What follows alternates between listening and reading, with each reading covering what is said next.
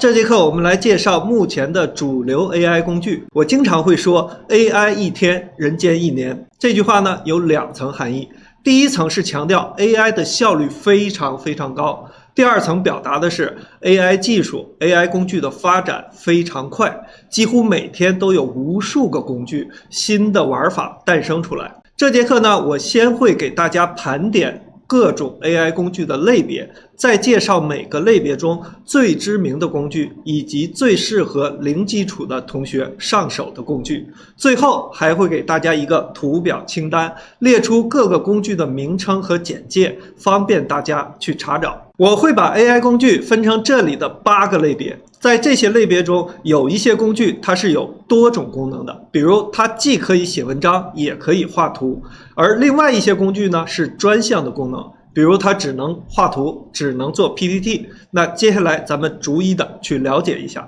首先是 AI 对话聊天，最知名的就是大家经常能够听到的 ChatGPT 了。此外呢，还有几个也非常有名，比如说微软的 Bing Chat、谷歌的 Bard、ChatGPT 的强力对手 Claude， 还有集成了以上多个工具的 POE。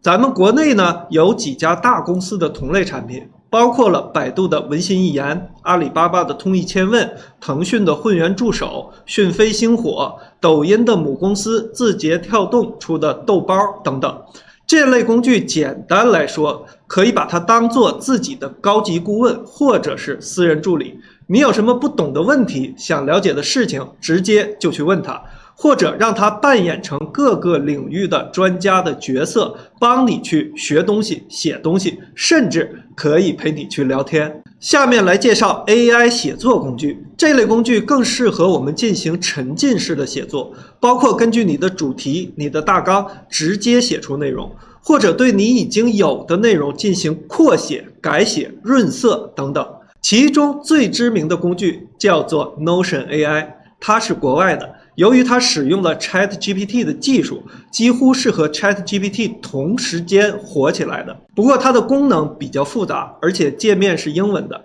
大多数人呢不太好上手。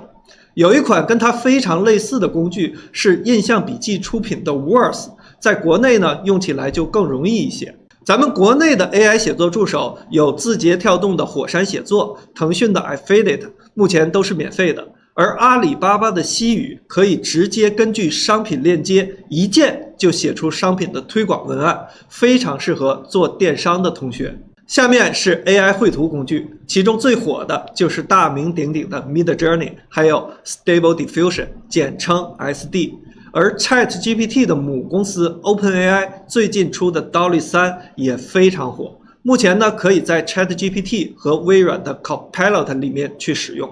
另外呢 Photoshop 也就是 PS 的母公司 Adobe 也有一款叫做 Firefly。 在国内的工具里面呢，阿里巴巴的通义万象、百度的文心一格、腾讯智影、美图秀秀的美图设计师也可以文字生成图片，以及进行海报的制作、制作头像等等。在 AI 视频工具里，国外知名的有 Runway 和最近爆火的 Pika， 他们可以把文字直接生成视频。而另外2个呢 DID 和 Hagen 可以制作数字人的视频。目前国内的视频工具呢，主要是生成图文视频，也就是给你的文字配上素材库里面对应的图片和视频素材，达到一键生成视频的效果。还有一些呢，像 AI 一键剪辑、快速出片、制作数字人视频的功能等等，这些咱们国内也是有的。比如说像抖音的剪映、腾讯智影、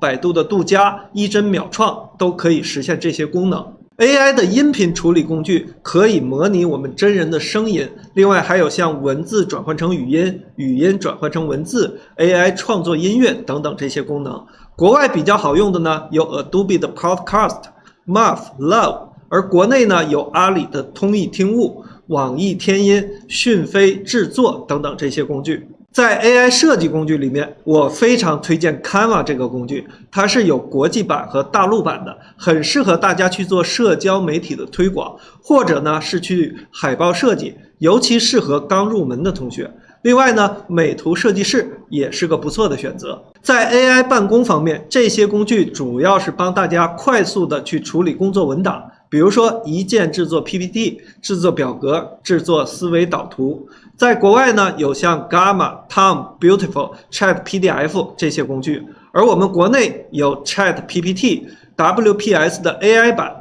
另外呢，飞书和钉钉这2个办公软件里面也集成了非常多的 AI 办公功能，大家可以多多的去探索一下。在 AI 的翻译工具上，像网易、腾讯、百度、讯飞的相关产品都已经加入了 AI 的技术，理解能力和翻译效果都是不错的。我在这儿呢，特别给大家推荐一个工具，叫做网易见外工作台。它在做双语视频字幕方面非常好用，而且目前是免费的。大家想一下，如果把你做的视频配上了双语字幕，当然会显得更加高大上了。此外呢，还有一些工具，比如说 AI 编程、AI 制作 APP 之类的，都是相对比较小众和专业的，在这儿就不一一列举了。以上分享的工具里面，一些国外的工具确实功能是比较强大的，但是用起来也非常麻烦，多数呢是需要英文的，而且有相对比较高的费用。对于咱们这些刚入门的同学，